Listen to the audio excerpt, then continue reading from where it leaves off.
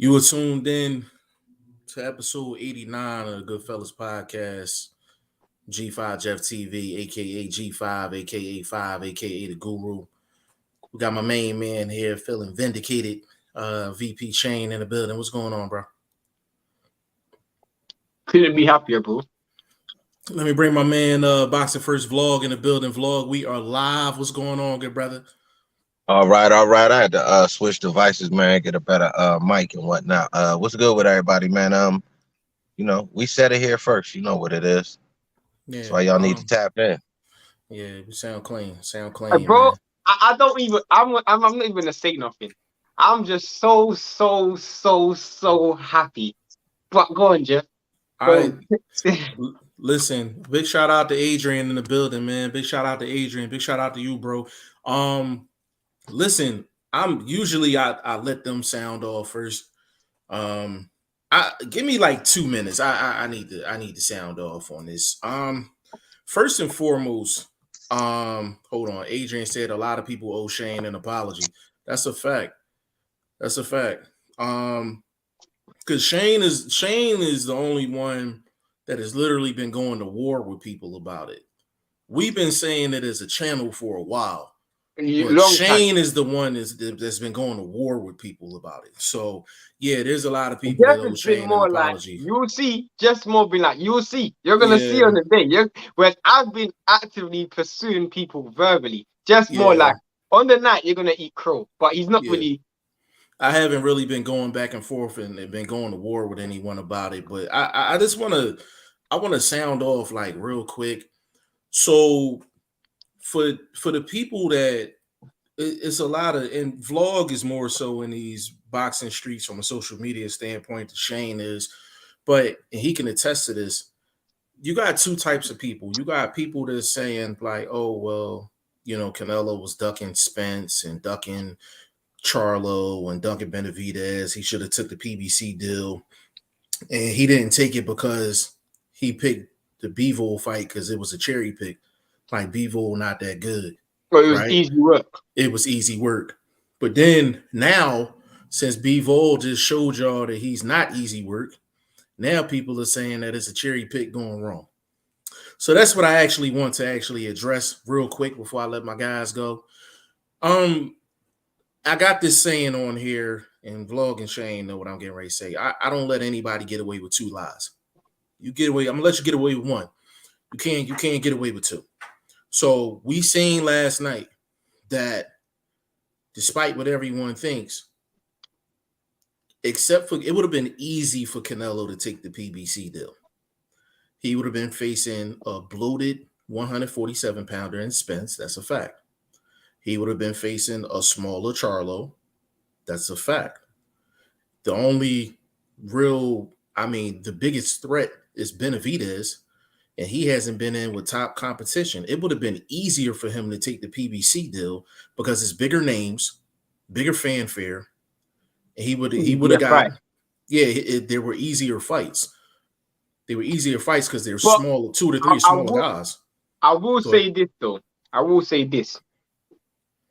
Blunt did bring up a point last live where he was saying that he believes that to a certain degree the Bivol fight is less risk, and I'm more understanding what he was saying because he didn't feel it was less risk because Bivol's an easy fight. At no stage did Blunt think it was an easier fight. He was more saying it for the excuses. And now when you listen to the excuses out of the Canelo camp, I kind of agree. Because if he had lost to Charlo or Benavidez, he would have had no excuse. You're hearing the excuses now from Canelo fans. Well, that part I did agree with Blunt on. I agreed with that part. The part where we were butting heads was we said what was more risky. Like, forget the excuses. What was the riskier route? And Bivol was obviously the riskier route. And it's bigger than just whether Bivol was good or not, right? Bivol is the least known. Go ahead, bro. Go ahead. I think still I got an argument because the riskier route would have been losing to guys that you supposed to dominate. So that's riskier in my estimation to be like, okay, if I lose to them, how can I explain it? If I lose to Bivol, the risk towards the explanation is easy. I'm not supposed to be at 175. So Which I is what still we're think hearing. I Which is edge what a we're little hearing. bit. Right. So I will combat that with this. Any superstar, the worst type of loss you could take is against a guy that nobody knows. That's the worst loss a superstar could take. If he, so I'll combat you with this. So if he loses to Spence, that's an automatic rematch, and people are hype about it. He loses to Charlo or Benavidez, it's an automatic rematch, and people are hype about it. He loses to the person that nobody knows, which is Bivol, which you can argue he's more skilled than all three of those guys on the PBC side, all around. You can make the argument. People are talking about the rematch. Bro, can I hold on, bro? Let me cook. Let me finish. Let me finish, bro. Let me finish. You didn't let me finish. Let me finish. He takes that loss, right? People are talking about the rematch. Nobody wants to see the rematch. Number two, like you said, there's built-in excuses. Yeah, there's a built-in excuse, but this is why I said this is the most risky of the four that he could have took, because now he has nowhere to go. He has nowhere to go. So he lost out on the money. He lost out on the contract, right? So he lost out on the contract. Then for him to get retribution, he has to fight somebody that nobody knows, and he got blown out 9-3, 10-2, and nobody wants to see it. It's the worst case scenario he can be in. Go ahead, Vlog. Only thing I disagree with you at is the skills portion, bro. The skills portion is, I'm telling you, this is a dude that has a lot of miles on them legs, on that body, all the training, blah, blah, blah. So he's not showing it in the ring. I'm not saying the bob and weave. I didn't see jab the first. You understand what I'm saying? I didn't see ring control. I didn't see any of the skills. I seen a fighter in there lose against a dude that they say he's a better fighter than. So I'm just saying, like, I don't see the skills. I can't argue with you about none of the rest of that stuff, because it'd just, you know what I mean, it wouldn't be a winning process for me. I don't want to get roasted. It's Sunday. It's hot. I don't feel like being bothered. But I will say I'm not seeing the skills that everybody keeps saying. This dude out there talking about going up there, face Usyk and all of these. Like, bro, you were in a daydream, but you were literally having a nightmare Saturday night. So, like, you know what I'm saying? Come on, bro. Let's get back in the real realm. I like that. He was daydreaming in the middle of a nightmare. I hear what you're saying, bro. And to me, I don't disagree with neither of you, because to me, I see the argument that Blunt's making, because it's almost like I'd rather get knocked out by Floyd Mayweather than get knocked out by my little brother. Exactly. So in one sense, like, if I get knocked out by Floyd, he's a boxer. He's an established name.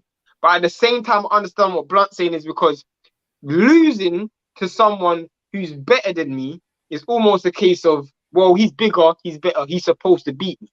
And that's what I'm hearing a lot of people manipulate and change it to. Well, Canelo was smaller than Bivol, and they're removing the fact that the truth is, you guys as fans and the people who I'm disappointed with the most, outside of us on the panel right now, because at no stage, I think Blunt picked it to be a draw, and he picked it to be a draw because they were going to rob Bivol, and it almost was a draw. And me and Jeff both said Bivol's going to win but lose on the cards.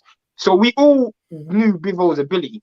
But outside of this panel, fans as it stood just did not give Bivol a chance because they didn't know his name. And that's not boxing. Since when do we give a dude the upper hand without looking at footage? Why would we do that? And let me add on to that real quick. And this is just for the people that might be new to the channel or things like that. We're not just saying this because Canelo's involved. Just to give you a little brief history lesson, the man at the bottom of the screen introduced everybody to Emmanuel Tagu. Like, he introduced everybody to him, and he said, "Yo, he's nice. Like, he deserves an opportunity." And we sat and did homework on him on camera. And Vlog, what did I say? I said he's a very well-schooled fighter. I said he's a well-schooled fighter. When you don't know a person, as a boxing fan, if you are a hardcore, it is your due diligence, your job, it's your duty to do your homework on that fighter and you make a determination on whether you think he's good or not. You don't make a determination on a fighter until you do your homework on him. And this situation shows the laziness of boxing fans. It shows that a lot of boxing fans are boxing fans of fighters and promoters and not the sport. This is one of the few places where we actually break down X's and O's. We break down game tape strategies, what fighters need to do to win the fights. Me, Blunt, and Jeff spoke about what can Canelo do to win this fight, and we were lost for an idea. And that is what you saw on Saturday. I didn't see an idea of how Canelo beats Bivol. And I saw that on Saturday. I literally saw a dude who the only way he was going to win that fight was if the judges was going to help him. That was the only way he could win the fight, bro. The only way. All right, Shane, you brought it up. God damn it, they was trying. They was trying. The first 4 rounds, bro, he got blasted in the first. Literally got blasted in the first. And anybody that got a true boxing eye, if you didn't know before the fight, after the first round, that should have told you this ain't no cakewalk. This ain't, you know what I mean? You not fighting your little cousin. You fighting a grown man in here, and this gonna be problems, bro. You see what I'm saying? Like, it's crazy, but them judges, you know, Shane brought them up, so I had to tap in. First 4 rounds, bro.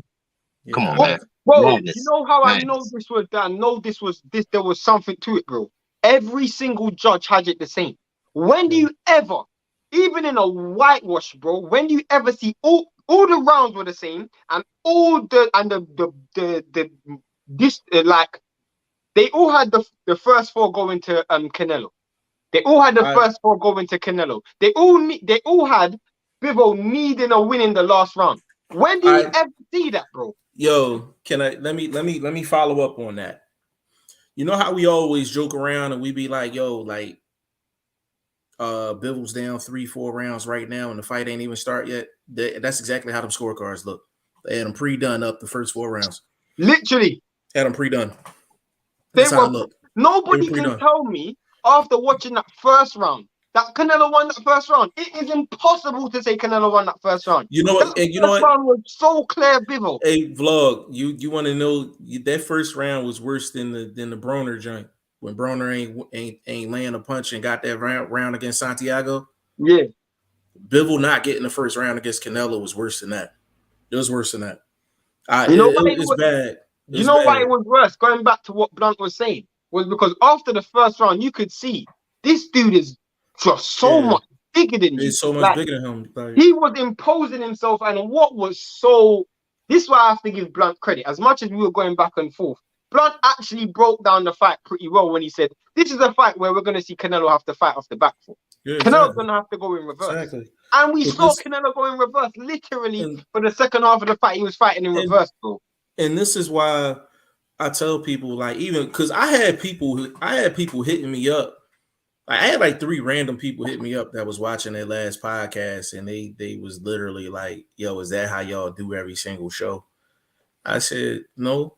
I said, but the thing is, though, I said, it don't matter how much we arguing and going back and forth. I'm like, we end up getting to the center of the table at the end of the day. Like, we end up getting to the center of the table at the end of the day. And what Vlog said was accurate. What I said in terms of how risky the move was for Canelo to take the least popular guy with arguably the most skill out of the options, that was a fact as well. You know, so how did you guys score the fight? Blunt, how did you score the fight? 9-3. Yeah, I had the same thing. I had 9-3. I had 9-3. One of them was a sympathy round. So I could have easily had a 10-2. But he got y'all gotta hold on. Y'all gotta think about this. Canelo is not only the house fighter, but he's the whole goddamn network.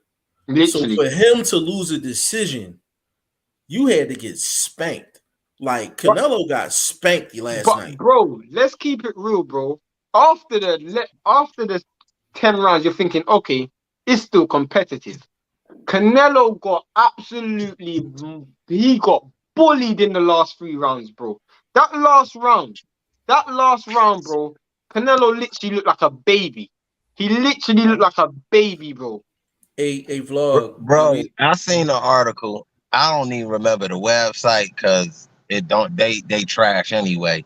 But it said Bivol needed the 12th for the win. I was like, this is that's not even being honest with yourself to write that. I got one worse than that, bro. So somebody told me about a guy named Moni Brown. He has a YouTube channel. I never heard of him, but apparently he has a popular name. He literally has a video out on YouTube saying Canelo got robbed. He said Canelo won 8-4. Do you know? So it's bigger than bigger than that article. You know, in 12 rounds, Canelo didn't land over 10 punches in one round, and in every single round, Bivol landed over 10 punches. You can easily make the argument. You can easily make the argument that the rounds that Canelo actually won, Bivol actually took those rounds off. If you you can easily make the argument. Bivol could have 12-0'd him. He could have 12-0'd this dude, He bro. could have 12-0'd him. Let me get in the comments real quick. I don't want him to get too out of hand. Willie G in the building. He said, "What's up, fellas? What's going on with you, Willie G?" He said, Bivol fought a tight fight. Kudos to him. He always fight a tight fight. Always. We knew that going into the fight. Willie G said, "I bet Bivol cleaned up." Yeah, he cleaned up. My guy Matt, what's going on? He said, "Do we want a rematch?" Hell no. Hell no. We don't want a rematch. I'm saying that rematch has to be in Russia. Yeah, they tried to rob me. That rematch has to be in Russia. Yeah, that was bad. One of the best coaches in the game, man. Coach Pepe Pena in the building. Big shout out to Coach. He said, "Always a risk, never an excuse. If you get beat, you get beat. Plain and simple. That's a fact.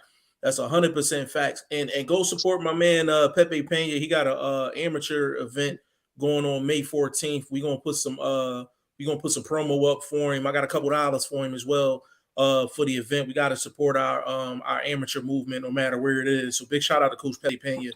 And that's Tree James training for the people. I know. Willie G, no interest in seeing a rematch. Bivol is well disciplined, strong, young fighter. He took Canelo's power like it was nothing. Canelo needs to go back to 168 or 160. I want to speak on that really, really quick. And again, I want to tell this is what I'm getting ready to say is this is a situation where you're hearing facts from multiple people. Shane and I said that at 175, he didn't look good against Kovalev because Kovalev was in a nursing home, and Kovalev arguably was winning that fight until the time he got stopped.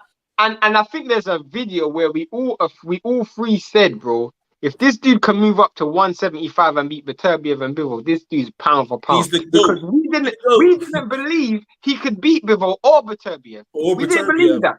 Right. And then to double down, Vlog said, yo, you got to look at the Canelo that you've seen the past couple of fights. Against Plant, he didn't look his best. Against Kovalev, you can argue he was losing that fight. Then before that, he was on the European tour. He was on the European tour. So even what Vlog said, in a sense, that was correct. He made a wrong turn to Europe, though. He made a wrong turn to the alleyway. That's what that was. He was in Europe and thought, oh, let me try those Russians. Those Russians are built different, bro. Man, you go from Eddie Hearn to Russia, and it's two completely different streets. You know what I mean? Definitely. So, big shout out to Bruce Gas Boxing in the building, man. He said, "Peace, brothers." Big shout out to you, family. Willie G said 115, 113. They were bugging the judges. They all three of them. Let me. Do I dare say this? Do you think they put him up against that dude to try to make a political statement? Also, that could have been the case. I can't say no, bro, because Cinco de Mayo they put a Russian dude. You know how I think. I attack things from different angles when I analyze shit. So just saying, it's possible, bro. Because let's keep it real. After all of the backlash after the Klitschko brothers coming out, they said no national anthem, no flag, no nothing. And if Bivol would have lost, it would have been like a Russian fighter loses, or he would have been carrying his country in the back. The fact that he's won, though, Blunt, it just makes it all so much worse. I never thought about it from that angle. It could be possible for sure. I never thought about that. That's kind of a good point. Willie G 9-3 Bivol as well. Yeah, I had it 9-3. Adrian, he said the only clear round Canelo won was the ninth, and that was only because Bivol took the round off, and that's a fact too. Yeah, he took You that heard round off. you heard this corner say, all right, Bivol, last 30 seconds. He took that round off. He took that round off. Andre Southgate in the building. Big shout out to you. He said salute, all clear, domination from Bivol. Yeah, that was a mopping. Like that was a mopping. Toshi in the building. Big shout out to Toshi. He said, is Bivol the hardest fight for Canelo at 175? No, actually, Beterbiev is the hardest fight for him at 175. He probably gets stopped against Beterbiev because those shots that Bivol was getting, if Beterbiev was getting them same shots, Canelo's getting stopped. But we said that though. We said that a while ago. He said both fights he's gonna lose. Both of them he was going to lose. So both fights he will lose. Like these, I know it doesn't sound big, but 168 to 175 is a different. It's a different animal, bro. And these two dudes are different. They're different. They're not Caleb Plant. They're not Billy Joe Saunders. They're different fighters. They're different. Huge jump. Like the difference between 168 and 175 is the difference between you possibly fighting a light heavyweight on fight night and you fighting a heavyweight on fight night. That's the difference between the two weight classes. And he clearly, Bivol, you can't tell me he wasn't every bit of 195. Easy. You can't tell me he wasn't. He was easily 195 to 200. And he was taking Canelo's punches like it was nothing. And we alluded to this after before the fight, which was he's not hitting harder than Joe Smith, bro. Yeah, we said that in the last live. We said that in the last live. We said that. Like, you could tell when he fought Joe Smith, when he fought Joe Smith's power. I'm not saying he was scared of it, but he was much more cautious. The dude was sitting in the pocket, like when Canelo was throwing these punches, he's like, bro, is this it? The only thing you hurt me was when you hit me on my arm. That's what he said, and that's the truth, bro. You literally hit me on my arm. That was it, bro. Like, Bivol fought this dude like, I don't even care. This guy's easy work. He looked big. He looked so much bigger than him in the press conferences, the weigh-ins, and this was really for us. We was really like, are the judges going to give it to him on the scorecards? Trust me, we're not surprised. We're not surprised. Like, I picked Canelo to win by robbery. I picked Canelo to win by robbery. I'm like, people was going to know who Bivol was after Saturday, and it's really that simple. But I want to say this. And I want people to really fully understand what I'm saying. Like, nobody has anything against Canelo in the sense of like what he does as a fighter. It's more so just his hardcore fans like think he's Superman. Like he can jump to 160 and then jump up to 175 in a single bound. He can jump from 168 and go see Usyk at 201. And I'm like, yo, like he's not Superman, and the things y'all asking that man to do, we wouldn't ask any other fighter in the history of boxing to do. You know what I mean? There's weight classes for a reason. You shouldn't be jumping from 60 to 68 to 75 to. We forgot about Makabu. They were trying to put him up against Makabu at cruiserweight. So they want him to go from 160 to heavyweight. Nobody's been asked to do that. I'm like, why are y'all asking that man to do that? You know what I'm saying? I was like, him picking Bivol was a death trap. That was a death trap. It was a death trap. But again, that's Eddie Hearn. That's Eddie Hearn. This is why I say he need to hire us. Poor matchmaking. That's 90% of the game. It's 90% of the game, man. And I'm like, you need to listen to Boxing First Vlog. You need to listen to VP Shane, and you need to listen to your boys. And we ain't saying this after the fact neither. We were saying this before, bro. I got the game tapes. I was so confident. That because everyone was telling me, and bro, if I didn't watch the fight live, I would have known the result already. Once the fight was over, like 9-10 people messaged my phone. They all had to give me my flowers because I was so confident that Bivol was gonna win this fight. I just thought he ain't gonna get it on the scorecard. I said to Blowdown, he's gonna win. I just want him to win on the streets. I don't want him to win on the judges. Just win on the streets, bro. Just win on the streets. The thing that's crazy. We've said it off camera. We've said it on camera. we've done film study, and I think the one defining moment, as far as this podcast is concerned, in regards to Bivol, was the last show, and this was after we got finished arguing, and I was like, what game? I said, what game plan does Canelo have to actually beat Bivol? And we all sat on camera and was just like, you know what? We don't know. Like, it was like, we don't know. No blueprint Vlog to said beat he didn't Canelo. know. I said I didn't know. And Shane said he didn't know. And Vlog and I did film study on camera the show before that. And we like, There's yo, no, like, I don't know what Canelo can do against this dude. That's literally what we said. there's no blueprint to beat Bivol. And I am so upset because even after watching that fight, I still think there's no blueprint to beat a Bivol. I thought that fight was one of Bivol's easier fights. I thought that fight was, bro, I think Bivol, I swear to God, Bivol versus Craig Richards was harder than that. I swear to God. Like, it was way hard. That he dealt with Canelo so easily, bro. You know the it thing was is so crazy? easy. Listen, Beterbiev's the only dude that can beat Bivol at 175. That's a fact. That's a fact. And hold on, and I want to put some people, I want to highlight some people as well, because I seen this in the chat that I was in, and I thought they was absolutely crazy. I seen on the chat that David Morrell beats Bivol. I just laughed. I didn't even respond to it. I laughed. But now what I won't say is, now everybody's doing a 360 and saying, no, Bivol beats Beterbiev. This is the same problem you're doing. Don't allow someone's last performance to just cloud your judgment. It's always been a 50-50 fight for me. Always been a 50-50 fight. And I still give the slight edge to Beterbiev. Because you know why? I don't think Canelo's not 175. So Canelo has the things that Beterbiev can do, Canelo just can't do it. And the problem with Canelo fans is they didn't understand Canelo's limitations, bro. They didn't understand his limitations. And that's the part where I agreed with Blunt 100%, you know, in the sense of, yo, this dude he didn't look right in his one fight at 175. He didn't look right in the fight before that. He was on the European tour before that. And it all went back to the same thing. Like, yo, y'all are expecting superhuman type things from this guy.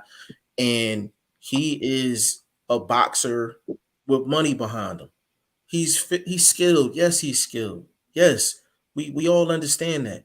But what we put in front of y'all is facts. Like Vlog said, the man got a lot of miles on it. He got a lot of miles on that car. He's been jumping up from 160 to 168 to 175. He's been doing this for years. And you are gradually starting to see that physically he's not able to do the same things as he did going back to the first Triple G fight. Those head movements and all of that, he didn't get out of the way of a lot of those shots against and what people keep forgetting is, I'll bring it back, another technical thing we said on the thing. Canelo, what happened to Canelo's head movement? It don't make a difference, bro. Bivol shots are straight. So you go from one side of the street to another side of the street, you got to pass that middle. You have to pass the middle, bro. So it doesn't matter how much your head moves. And another thing Jeff was saying, Bivol popping that jab, bap. He didn't load up on no shots, just bap, touching, right hand, bang. And eventually, bro, that wears you down. The fact that Bivol can go on. Vlog, what you call the jab, bro? What you call Bivol jab? Hey, Vlog. He might be off, but let's run through these comments. Yeah, I'm gonna run through them. Vlog calls Bivol's jab the windshield wiper. Literally. You know what I'm saying? We all from Kovalev was definitely winning the fight. Yeah, I thought he was winning the fight. Willie G, who wins, Bivol or Beterbiev? 50-50, bro. 50-50. Easy D 415. He said, nah. Bro, I just got the link. Should I send it to you? What are we doing? Yeah, send it to me. They're going if you want to jump out first, and then I'm gonna close this out, and then I'll jump. Yeah, stay on live because you got a few people in here, bro. Yeah. Easy D 415. He said, nah. Nah to what? And I know I got to that comment a little late. I apologize. Willie G, he hit him in the arm to stop or slow the jab. Yeah, like It's crazy, man. Like it's crazy. Chris Simmons in the building. Big shout out to you. He said Canelo got destroyed on Cinco de Mayo weekend, which is Mexican Independence Week. Yeah, I mean he got mopped. He got mopped. 9-3, 10-2. Easy. Wasn't even to me, it wasn't even competitive. Wasn't even a competitive fight. Toshi said Canelo was still undisputed at 168. Respect for him for taking the biggest challenges.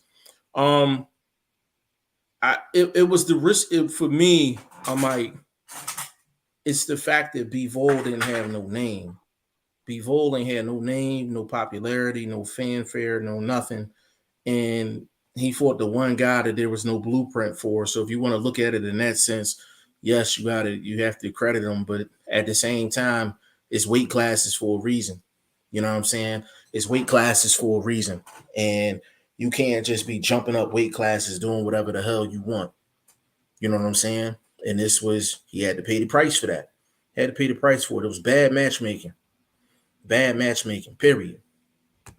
Chris G in the building, my boxing son in the building. Cinco de Mayo was not Mexican Independence Week. It's in September. I was about to cry yesterday. Chris, we've been saying it for a while, man. Bivol is a problem. Bivol is an absolute problem, man. Like, he is definitely a problem. And it was just a bad matchup. It was a bad matchup. And Shane and I said it a while ago. We was like, if Canelo was to go at the 175 and beat Bivol, Beterbiev, and possibly like a Joe Smith, he would be the GOAT. He would be the GOAT. You know what I'm saying? Like, he would be the GOAT. He'd be pound for pound number one over possibly the past 20 years if he was to do that. And, you know, he was just unable to do it, man. Like, 175 is just, in my personal opinion, and this is not an excuse, this is just my honest evaluation of Canelo Alvarez. Canelo Alvarez need to get back down to 168, possibly even 160, because those are more of his natural weights. 175 and cruiserweight and seeing Usyk at 201, like those are unrealistic, man. They're unrealistic. You know what I mean? My man BoxingFirstVlog back in the building. What's going on, bro?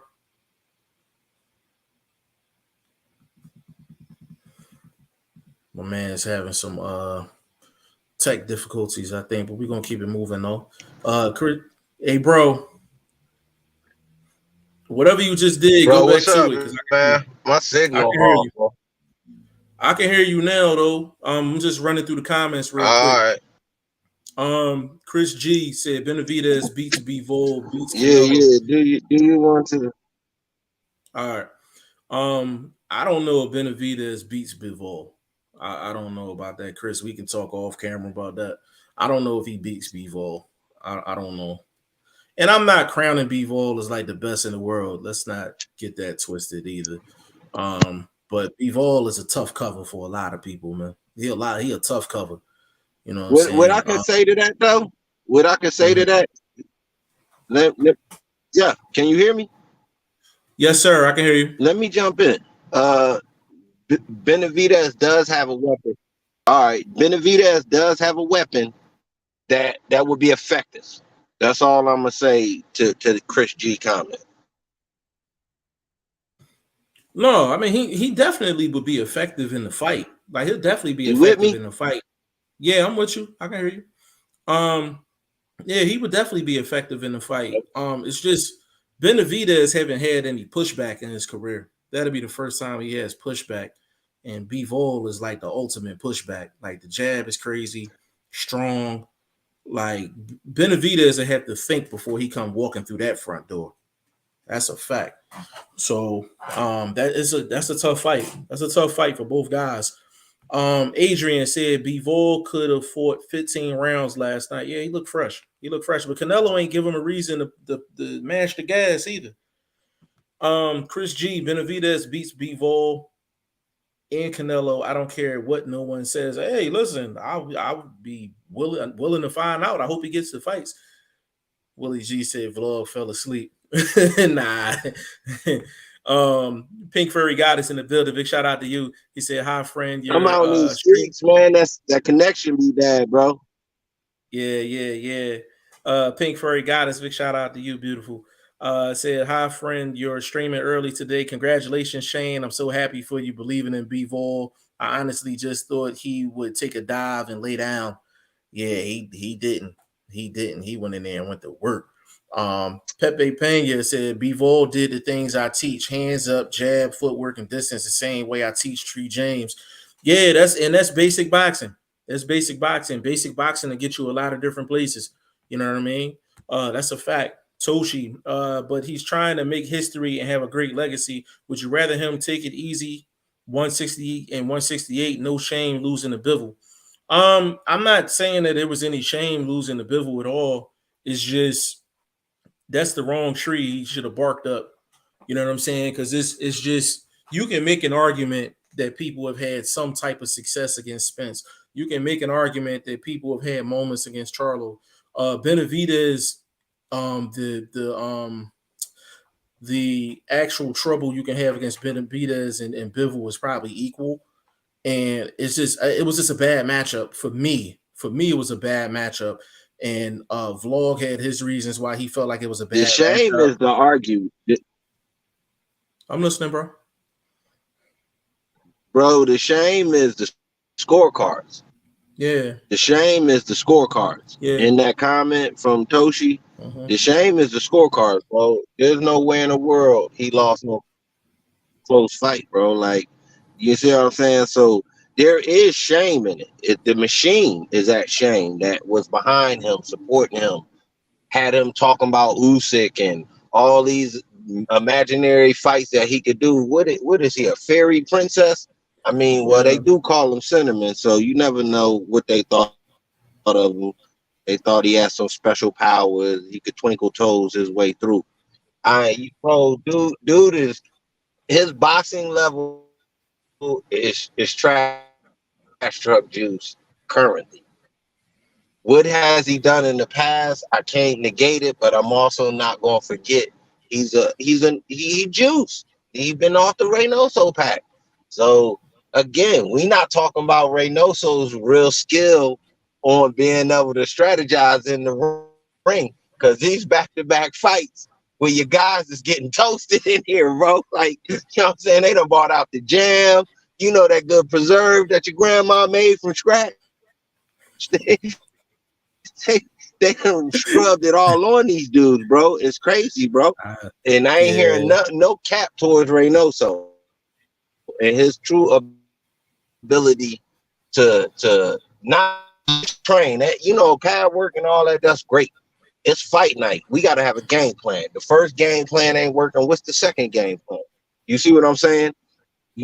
Bro, it's more to it than just, you know, being some guy known for bobbing and weaving with the pads and you know, saying all the right one-liners when the camera's on. But when it's time to go to work, dude, did the trainer bring his lunch pail? You see what I'm saying? Did he bring his attaché, so to speak? You feel me? Like, you gotta be able to be diversified, bro. You know what I'm saying? Like they say with your portfolio. You know what I mean? Yeah, that's a fact. That's a fact. Well said, Vlog. Pink Furry Goddess said, looks like we won't have to see Vlog versus Canelo anymore. No, you on, bro. We can hear you. Man, this signal killing me out here. Yeah, I can hear you, bro. You probably just delayed, though. I can hear you fine. Let me see if I can find me another spot, bro. All right. Pink Furry Goddess says, looks like we won't have to see Vlog versus Canelo anymore now that Bivol took care of him. That's funny. That's funny. Chris G, I want to talk off camera about Bivol versus Benavidez. Yeah, we could definitely do that. We can definitely do that for sure. Willie G, Benavidez don't want that smoke. All right, I'm with you. Don't tell Chris G that, though. Don't tell Chris G that. My God, DT3 the Boom Man in the building. My man in the building. He said, what it do with the folks in BBC forever. Big shout out to my guy DC3 the Boom Man, one of my favorites to listen to, man. For sure. Big shout out to you. Willie G, no way that fight was that close. Yeah, it was no way that was 7-5. No way. No way. Bad matchup and better boxer. Agreed. Boxing learner. Big shout out to you, bro. DC3 said this nigga said the Reynoso pack. Yeah, that's a standard statement over here, man. Yeah, he off that Reynoso pack, man, for sure. Reynoso don't come with game plans. He trusts his fighter and his talent too much. Yeah, hey, you know what, DC3? And you can also equate that to him stealing checks. Because it don't matter how skilled your fighter is and how talented your fighter is, they still need that game plan. They still need that game plan in between rounds, man. You know what I'm saying? Pepe says so true. Neither Canelo or Valdez have a plan B. That's a fact. That's a fact. And we've been saying that, coach. We've been saying that a lot of these trainers is stealing checks because they get into these fights and they say nothing in between rounds, man. And they leave it for these fighters to actually figure it out themselves, man. You know what I'm saying? Hold on a second.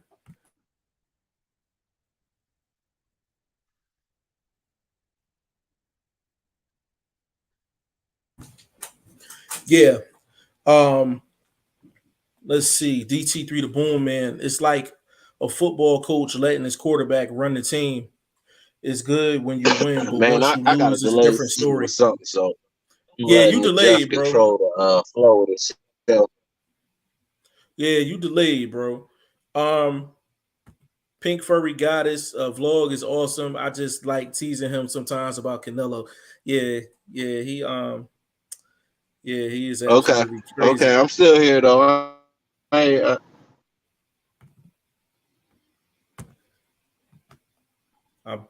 Yeah, I had to mute vlog because he off. But listen, we just wanted to jump in real quick. Give you a quick take, man. We're gonna jump up off this joint. But we will be back tomorrow. We're gonna dive into this a little bit more. Hopefully, vlog will have a better signal. And we'll get Shane back up in here, man. But big shout out to everybody that jumped in here real quick. And we're gonna see y'all tomorrow, man. Episode 90. All right.